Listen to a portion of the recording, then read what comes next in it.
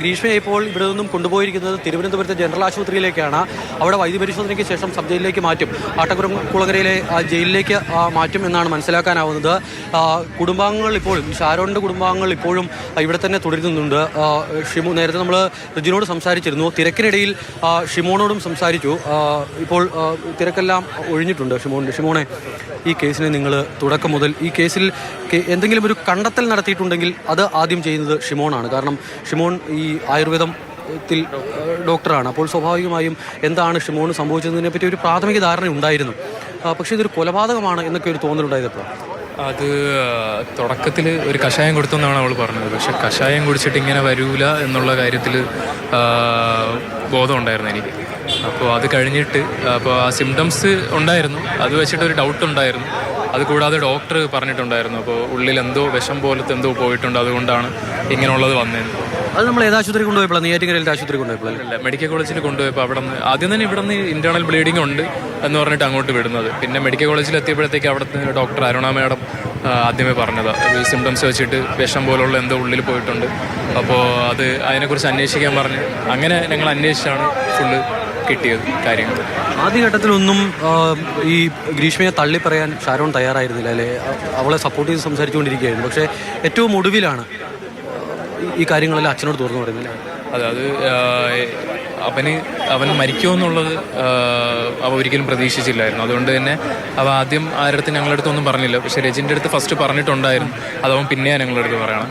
അതിനുശേഷം അവന് ഏകദേശം ഇങ്ങനെ സംഭവിക്കുമെന്ന് ഉറപ്പായപ്പോഴാണ് പപ്പയെടുത്ത് എനിക്ക് തോന്നുന്നു 22-ാം തീയതി പപ്പയെടുത്ത് എല്ലാ കാര്യങ്ങളും അന്ന് നടന്ന എല്ലാ കാര്യങ്ങളും പപ്പയെടുത്ത് പറഞ്ഞിട്ടുണ്ടായിരുന്നു. മെഡിക്കൽ കോളേജിൽ വെച്ചിട്ട് പപ്പ അവനെ ക്ലീനാക്കാൻ പോവുക രാവിലെ ICUവിലോട്ട്.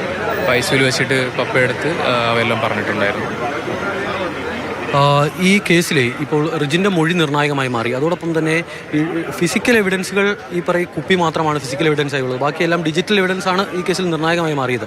അപ്പോൾ എന്താണ് നമ്മൾ പ്രതീക്ഷിക്കുന്ന ഒരു ശിക്ഷ? അല്ല, ഡിജിറ്റൽ തെളിവുകൾ മാത്രമല്ല, ഡിജിറ്റൽ തെളിവുകളും അതിൻ്റെ കൂടെ മെഡിക്കൽ തെളിവ് ഭയങ്കര ഒരു വലിയ ഒരു സപ്പോർട്ടാണ് ഇതിന് കിട്ടിയത്. കാരണം മെഡിക്കൽ തെളിവുകൾ അത്ര ഇമ്പോർട്ടൻസ് ആണ് ഈ കേസിൽ.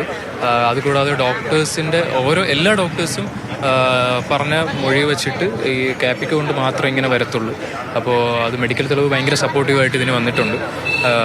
ശരിയാണ്. ആദ്യത്തെ ഈ സംഭവവുമായി ബന്ധപ്പെട്ട ആദ്യത്തെ വാർത്ത എന്ന് പറയുന്നത്, നമ്മൾ ആ വാർത്ത നൽകുന്നത് ഒരു മെഡിക്കൽ റിപ്പോർട്ടാണ്. അതിൽ ബ്ലഡിൻ്റെ ടെസ്റ്റ് റിസൾട്ട് വരുമ്പോൾ ബിൽറൂബിൻ കണ്ടന്റ് കൂടുതലാണ് എന്നുള്ളതായിരുന്നു ആ മെഡിക്കൽ റിപ്പോർട്ടിൽ പറഞ്ഞിരുന്നത്. അത് വെച്ചാണ് നമ്മൾ ആദ്യം വാർത്ത നൽകുന്നത്.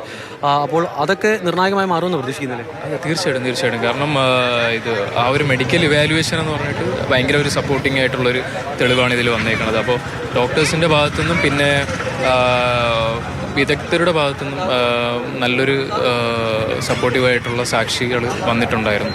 അപ്പോൾ അത് കേസിനെ നല്ലപോലെ പിന്തുണയ്ക്കുമെന്നാണ്. ഈ ഗ്രീഷ്മയുടെ അമ്മ സിന്ധുവിൻ്റെ കാര്യത്തിൽ ഇങ്ങനെ ഒരു വിധിയാണോ നമ്മൾ പ്രതീക്ഷിച്ചത്? അല്ല, ശരിക്കും ഇപ്പോൾ ഞങ്ങൾ കോടതി വിധിയെ പൂർണ്ണമായിട്ട് അംഗീകരിക്കുകയാണ്. ബാക്കി കാര്യങ്ങൾ ഞങ്ങൾ പ്രോസിക്യൂട്ടറായിട്ട് ഡിസ്കസ് ചെയ്തിട്ട് ബാക്കി തീരുമാനിക്കുന്നു. അമ്മാവനെതിരെ തെളിവ് നശിപ്പിക്കൽ തെളിയിക്കാൻ കഴിഞ്ഞിട്ടുണ്ട്. പരമാവധി ശിക്ഷ, ഇന്നലെ ഞാൻ അച്ഛനോട് സംസാരിച്ചിരുന്നു വീട്ടിൽ പോയി. അപ്പോൾ അച്ഛൻ പറയുന്നത് പരമാവധി ശിക്ഷ എന്നുള്ളത് തന്നെയാണ്.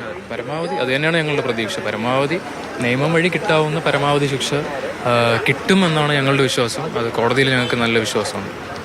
ശരി, എന്തായാലും ഈ കുടുംബത്തിൻ്റെ പോരാട്ടം ഈ കേസിൽ നിർണായകമായിരുന്നു.